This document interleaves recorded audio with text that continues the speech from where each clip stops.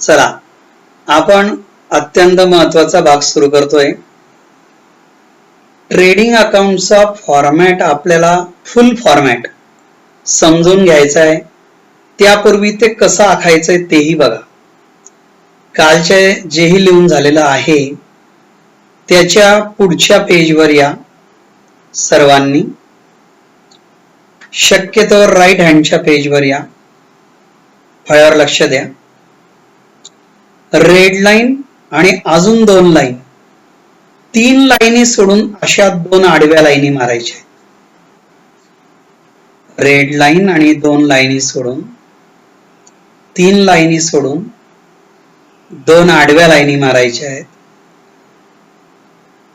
पानाला fold करायचं, पान सरळ करायचंय आणि असं खाली करायला सांगायचं. 2 आडव्या सहित मोजून 23 नंबरवर एक आडवी लाईन मारायची. 2 आडव्या सहित मोजायचंय. 23 नंबरवर एक आडवी लाईन मारायची. खालची मी मारलेली दिसते तुम्हाला. आता सेंटर जोडायचंय. आलं का लक्षात? हे सेंटर मी जोडलेलं आहे. परत एकदा रिपीट करतोय. वर 3 लाईनी सोडून 2 आडव्या लाईनी, त्याच्या खाली मोजत यायचं 3, 4, 5. 23 नंबरला एक आडवी लाईन. संपूर्ण पानाचं सेंटर. सगळ्या जुन्या विद्यार्थ्यांना माहिती आहे ट्रेडिंग अकाउंट कसं आखून घेतो. फॉर्मॅटचं आहे. डाव्या बाजूला डेबिट साइड, उजव्या बाजूला क्रेडिट साइड. डेबिट साइडला 1 इंचाचा कॉलम डाव्या बाजूला, सेंटरच्या डाव्या बाजूला. परत बघा असा. आणि शेवटी 1 इंचाचा एक कॉलम. 2 1-1 इंचाचे कॉलम आताच करा. जवळपास सगळ्यांनाच हे येत असेल. जे नवीन असतील त्यांनी जुन्यांकडनं फुरसतीमध्ये हे बघून घ्यायचं एकदा. हा आउटर कॉलम झाला दोन्ही बाजूचा. याला जोडून पुन्हा 1-1 इंचाचे एक कॉलम.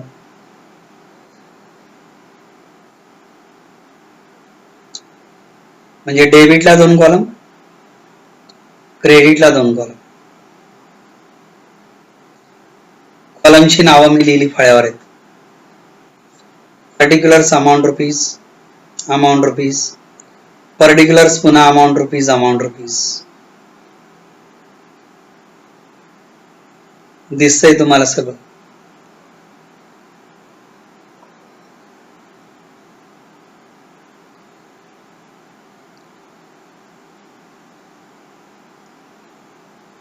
दोन्ही बाजूला कॉलमची नावं माझ्या बरोबरीनेच लिहा. शिटकून लिहिलेलं आहे आपण for the year ended on. तो फॉर बघा अमाऊंट पासून आहे. या अमाऊंट पासून फॉर आहे. दिसतोय तुम्हाला. आणि याच्या वरच्या ओळीवर सेंटरला ट्रेडिंग अकाउंट शब्द बरोबर याच्या सेंटरला पाहिजे वर. त्याच्यावर in the books of dash dash म्हणजे त्या दुकानाचं नाव नंतर येणार आहे. डेबिट आणि क्रेडिट. हा फॉर्मॅट सगळ्यांनाच येतोय. 11वीत हाच होता. खाली सिंगल आणि डबल. आउटर कॉलमला बेरीज घ्यायला. हा झाला तुमचा फॉर्मॅट.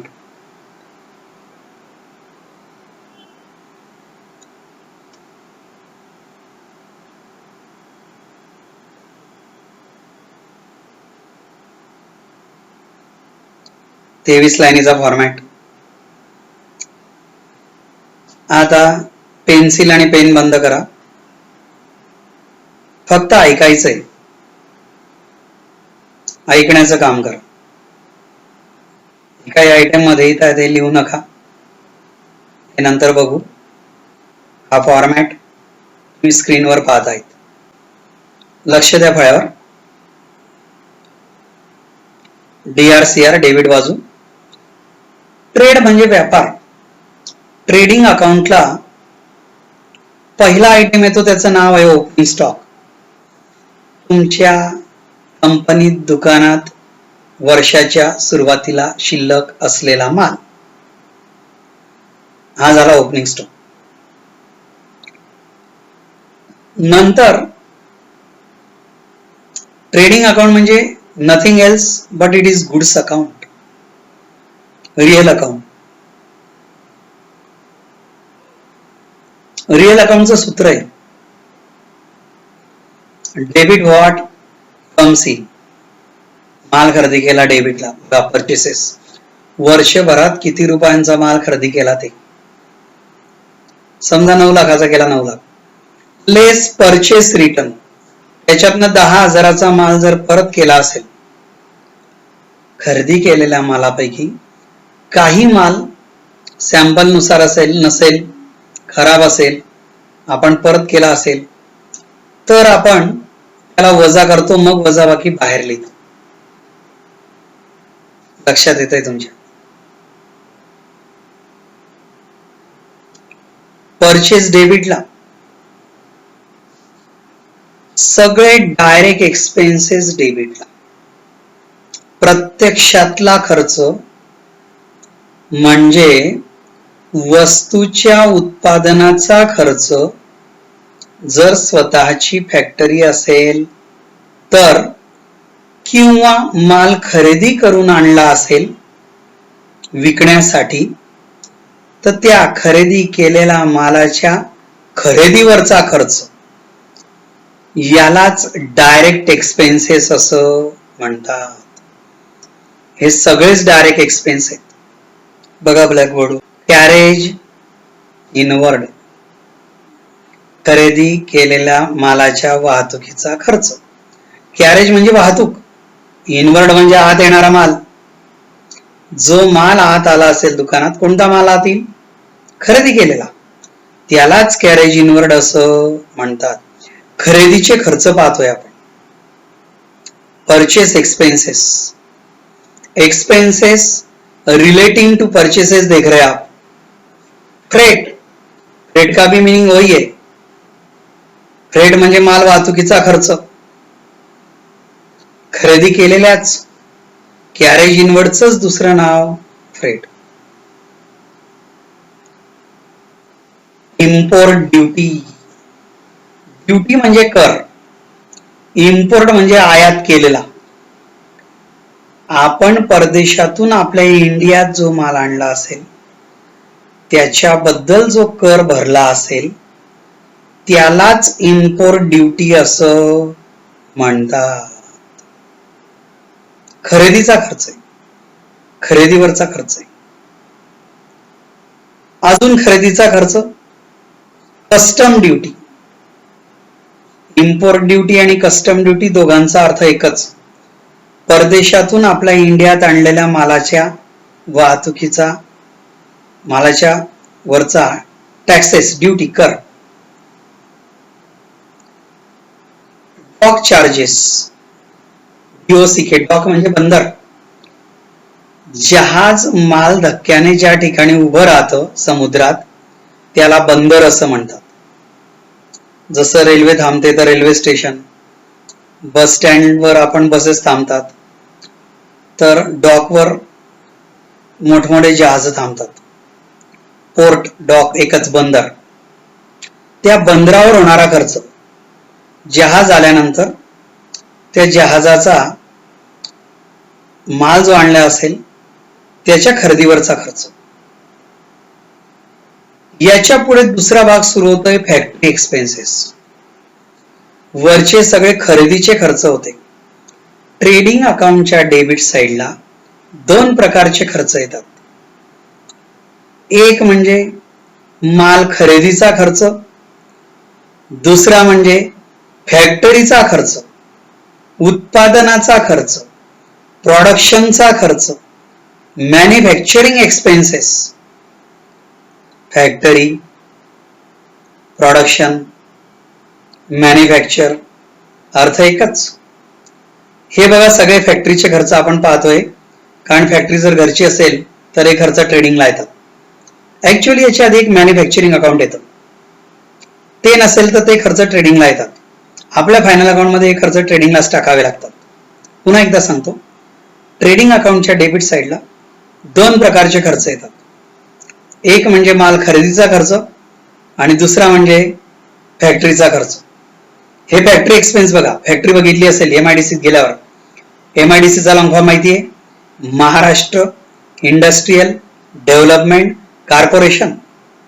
महाराष्ट्र औद्योगिक विकास महामंडळ. महाराष्ट्र शासनाने कमी रेटमध्ये जागा उपलब्ध करून दिली आहे, सगळ्या सुविधा उपलब्ध करून दिल्या प्रोडक्शनसाठी. त्या ठिकाणी फॅक्टरी उघडली तर आपल्याला कमी खर्चामध्ये प्रोडक्शन होतं. फॅक्टरीचे खर्च, वेजेस. फॅक्टरीमध्ये सगळ्यात आधी मजुरी लागते. मजुरीचा खर्च, वेजेस 100% फॅक्टरीचा आहे, हा ट्रेडिंग अकाउंटलाच येतो. ट्रायल बॅलन्स मध्ये फार वेगवेगळे खर्च आलेले असतात, त्याच्यातले खर्च उचलायचे आणि ठेवायचे. आपण समजून घेतोय, समजून घेताना लिहू नका, व्यवस्थित बघा, घाई करू नका, व्हिडिओ पुढे करून बघू नका. जसं बोलतोय तसं प्रत्येक आयटम व्यवस्थित बघा तर कामाचं आहे. वेजेस फॅक्टरीचा खर्च. Power and fuel. पॉवर म्हणजे मोठ्या प्रमाणावरची विद्युत शक्ती, साधी इलेक्ट्रिसिटी घरातली नाही, फॅक्टरी चालवायला मोठी पॉवर लागते वेगळी. फ्युएल म्हणजे इंधन, डिझेल, पेट्रोल, गॅस. हे फॅक्टरीचे खर्च आहे. ऑफिस चालवायला लागतात. एखादा ऑफिसर आला, चल त्याला करंट लावला, आपण शॉक दिला, बसला खुर्चीवर, पॉवर दिली, चालेल का? असं नाही. फ्युएल म्हणजे डिझेल, पेट्रोल. ऑफिस मधला स्टाफ आला तर आपण त्यांना का डिझेल पेट्रोल पाहायला देतो? नाही. हा फॅक्टरीचा खर्च आहे. This is called as production expenses, manufacturing expenses. अर्थ लक्षात घ्या, फार व्यवस्थित स्पष्टीकरण आहे. फायनल अकाउंट केव्हा याला जीवनामध्ये तर हे कामा येईल. 11 पेक्षा एक्सप्लेनेशन जास्त आहे. पुढचा फॅक्टरीचा खर्च, कोल, कोळसा, गॅस आणि वॉटर. कोळसा उत्पादन लागतो, गॅसही लागतं, पाणी फार प्रमाणावर लागतं. पाणी असल्याशिवाय MIDC त्या जागेवर येत नाही. पाण्याच्या आधी शोध घेतला जातो. महाराष्ट्र शासनाचे लोक येऊन जागा पाहतात. पाणी जिथं जवळ लागेल त्याच ठिकाणी MIDC उभारली जाते. तर हे सगळं फॅक्टरीला उत्पादनाचा खर्च आहे. कोल, गॅस आणि वॉटर हा मेकअपचा सामान नाहीये, तोंडाला लावायचा नाही, रंग बदलून जाईल. फॅक्टरीचा खर्च आहे, कळत आहे सगळ्यांना. अजून बघा फॅक्टरीचा खर्च, रॉयल्टी. रॉयल्टीचा अर्थ बऱ्याच लोकांना माहित नसतो, काही लोक एक्सप्लेनही करत नाहीयेत. रॉयल्टी म्हणजे उत्पादनाचा खर्च कसा, नीट ऐकून घ्या. कोणत्याही वस्तूचं उत्पादन होण्याकरता आपल्याला, उदाहरण देतो तुम्हाला एक. जनरली आपल्या शिरसोली रोडला पद्माला इकडे जाताना दगडाच्या खाणी आहेत, शेत आहेत, त्याच्यामध्ये गिट्टी बांधकामाला लागते, ती डबर, तो दगड निघतो. समजा शेताच्या मालकाला आपण 5 लाख रुपये दिले वर्षभराचे आणि त्याला सांगितलं की आम्ही संपूर्ण वर्षभर तुमच्याकडून या शेतामधून दगड काढून नेणार आणि विकणार. तर दिलेल्या 5 लाखाला रॉयल्टी म्हणतात, कारण दगडाचं उत्पादन झालं. कोळशाच्या खाणी सगळ्यात जास्त कोणत्या डिस्ट्रिक्ट मध्ये आहे? आता समोर तुम्ही नाही येत, मला उत्तर घेता येत नाही. महाराष्ट्र राज्यामध्ये कोळशाच्या खाणी सर्वात जास्त चंद्रपूर जिल्ह्यात आहेत. मी बघितलंय स्वतः. फार मोठमोठ्या खाणी असतात, कमीत कमी 2 ते 3 जळगाव बसून जाईल एवढी मोठी खाण असते. 400-500 ट्रक मध्ये फिरतात, मशिनरी असते, कोळसा काढायचा आणि विकायचा. तर त्याच्यात त्या खाणीच्या मालकाला जी वर्षभराची रक्कम देतो त्याला रॉयल्टी म्हणतात, कारण कोळशाचं उत्पादन झालं. रॉयल्टी मानधन, मानही द्यायचा, धनही द्यायचं, कोळशाचं उत्पादन झालं. अजून उदाहरण सांगतो, सिंगर लोक गाणं म्हणतात किंवा ऍक्टर लोक ऍक्टिंग करतात, त्यांना सुद्धा प्रोड्युसर कडनं रॉयल्टी दिली जाते. त्याच रॉयल्टीला मानधन म्हणतात. आणि ही रॉयल्टी उत्पादनाचा खर्च आहे, त्या प्रोड्युसरला कलाकारांना द्यावी लागते. त्याच्यातनं पिक्चरचं, सिरियलचं प्रोडक्शन झालं, गाण्याचं प्रोडक्शन झालं. लेखक लोक पुस्तक लिहितात. पुस्तक लिहिल्यानंतर आपण म्हणजे पब्लिशर त्याला पब्लिश करतो, आपण वाचतो, पब्लिशर पब्लिश करतो. तर पब्लिशर त्या लेखकाला रॉयल्टीची रक्कम देतो पुस्तक लिहिल्याबद्दल. आणि पुस्तकाचं उत्पादन झालं आणि म्हणून रॉयल्टी हा उत्पादनाचा खर्च आहे. सगळे उदाहरणं लक्षात राहू द्या. ओके, पुढे बघा. वर्क्स मॅनेजर्स सॅलरी, फॅक्टरी मॅनेजरचा पगार. वर्क्स म्हणजे फॅक्टरीची जागा, वर्क्स मॅनेजर सॅलरी म्हणजे फॅक्टरी मॅनेजरचा पगार, फॅक्टरीचा खर्च आहे. हे सगळे फॅक्टरीचे खर्च आहेत. कुठून? फॅक्टरी एक्सपेन्सेस पासून. त्याच्यावरचे खरेदी आणि खरेदीचे खर्च आहेत. दोनच प्रकारचे खर्च ट्रेडिंगला येतात, मालाच्या खरेदीचा आणि फॅक्टरीचा, उत्पादनाचा. ही झाली डेबिट बाजू. Debit what comes in, credit what goes out. फळ्यावर बघा, माल विकला म्हणजे माल गेला. ट्रेडिंगला क्रेडिट टाकलेलं आहे, व्यवस्थित बघा तिथं. सेल्स, वर्षभरात 15 लाखाचा माल विकला, इनर कॉलमला 15 लाख येतील. लेस सेल्स रिटर्न, विकलेल्या मालापैकी काही माल खराब होता, तो परत आला 10-15 हजाराचा, तो आपण वजा करणार, वजाबाकी बाहेर लिहिणार. आणि ह्या वेळेला आपल्याला जी रक्कम बाहेर येणार ती वर्षभराच आपली विक्रीची रक्कम असेल, त्याला नेट सेल्स असं म्हणतात. बघा, लहान लहान आयटेम, कन्सेप्ट मी व्यवस्थित एक्सप्लेन करतोय. एवढ्या 33 वर्षाच्या अनुभवातनं बाहेर पडलेलं मटेरियल आहे, भविष्यात अत्यंत कामाचं आहे. ज्याला 11वीतलं काहीच माहीत नसेल त्यालाही काम येईल, माहीत असेल त्यांचं रिपीट होईल. कंटाळा करू नका, जास्त पक्क होईल, 100 पेक्षा जास्त मार्क मिळू शकतात. सांगता येत नाही, आता अजून नवीन नवीन फॉर्मॅट येता येतं. फळ्यावर बघा, trading account, debit what comes in, credit what goes out. खरेदी केलेला माल डेबिटला, विकलेला माल क्रेडिटला. अजून बघा, माल कशा कशाने जात होते. क्लोजिंग स्टॉक, वर्ष अखेरीस आपल्या दुकानात शिल्लक असलेला माल, त्याला म्हणतात क्लोजिंग स्टॉक. हा स्टॉक आपल्याजवळ शिल्लक आहे, तो क्रेडिटला विकला जाईल म्हणून क्रेडिटला आहे, credit what goes out. Opening stock डेबिटला पहिल्या नंबरवर, फळ्यावर पहा. तर क्लोजिंग स्टॉक क्रेडिटला शेवटी. क्रेडिट साइडला मी 3 आयटम लिहितो एक एक करून. पहिला item, by goods distributed as free sample, फुकट माल वाटला. गुड्स म्हणजे माल, डिस्ट्रीब्यूट म्हणजे वाटणे, फ्री म्हणजे फुकट. दिसतंय ना फळ्यावर? फुकट माल वाटला, ट्रेडिंग मधून माल गेला. कशा करता फुकट वाटला असेल? मालाची जाहिरात व्हावी म्हणून,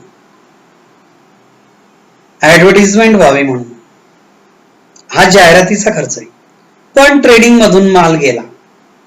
तसाच अजून एकदा माल गेला, by goods taken by partner. 12वी मध्ये मालक पार्टनर असतात. पार्टनर घरी माल घेऊन गेला.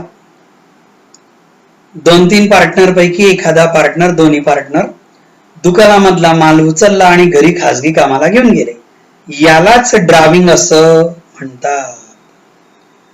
ट्रेडिंग मधून माल गेला म्हणून ट्रेडिंगला credit, by goods taken by partner.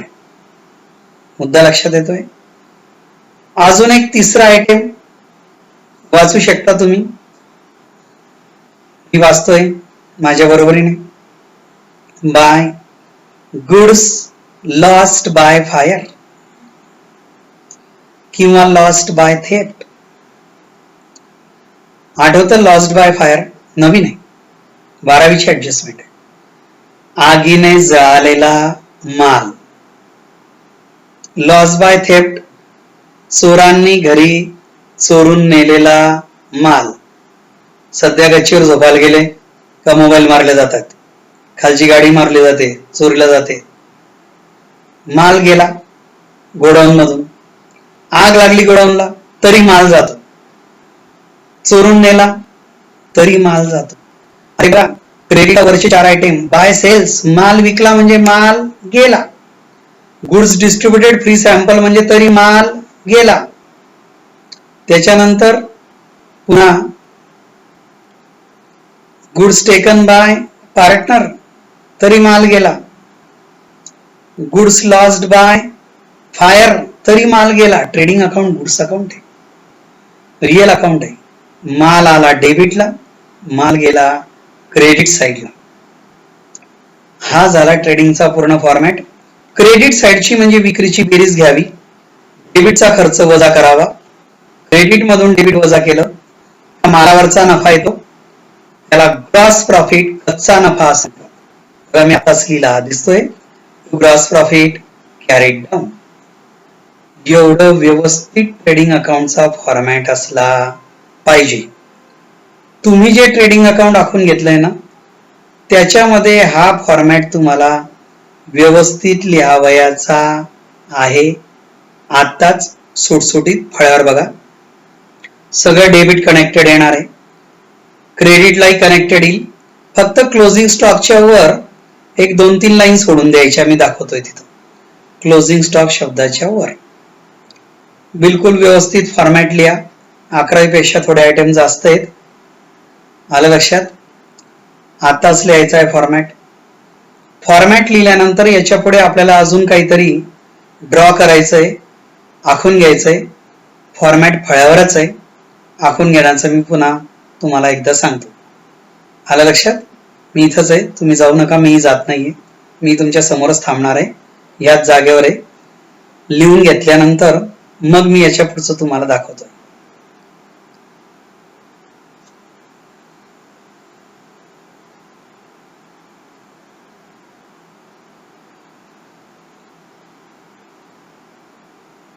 सगळं टप्प्याटप्प्याने व्यवस्थित लिहा. डेबिटला याला 2 ओपनिंग स्टॉक आहे, नाही मावलं तर 2 ओळीवर. 2 परचेस, याला लेस शब्द आहे, लेस वजाची LWs 2 नाहीये, इकडे लेस. व्यवस्थित काळजी घ्या आणि व्यवस्थितपणे लिहा, सगळेच आयटम लिहा.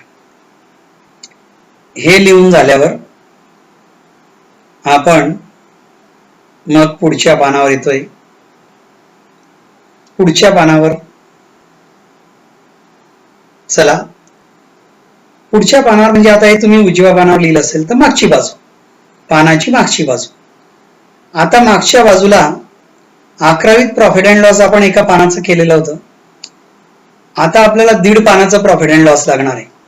पहिलं पेज आणि पुढचं पेज कसं ते सांगतो, फळ्यावर लक्षात. पुढच्या म्हणजे पान उलटवलं तुम्ही, मागच्या पानावर आलात. पहिल्या 2च लाईन सोडा, एक रेड लाईन आणि खालची लाईन.